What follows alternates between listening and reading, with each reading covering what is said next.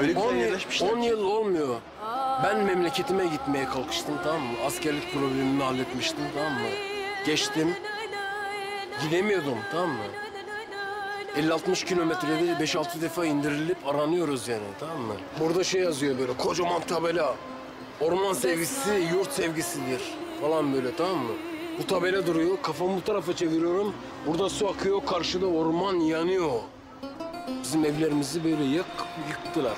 Ve ki Kurtuluş Savaşı'nda bu insanlar beraber bu toprağa sahip çıkmış insanlar yani, tamam mı?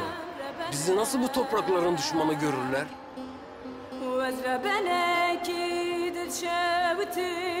Ha? Nasıl bizi düşman görürler?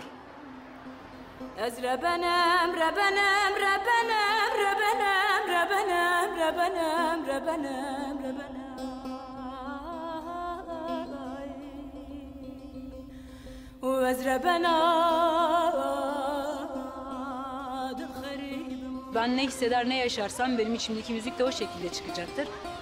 Fark olarak sadece çok fazla ağıtlar vardır Türk müziğinde.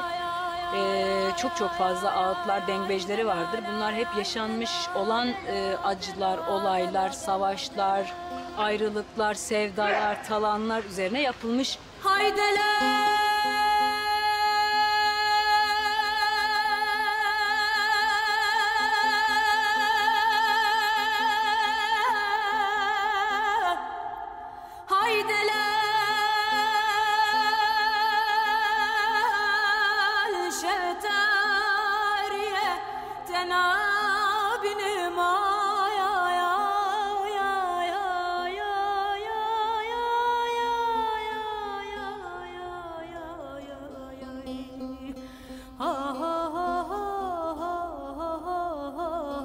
Dela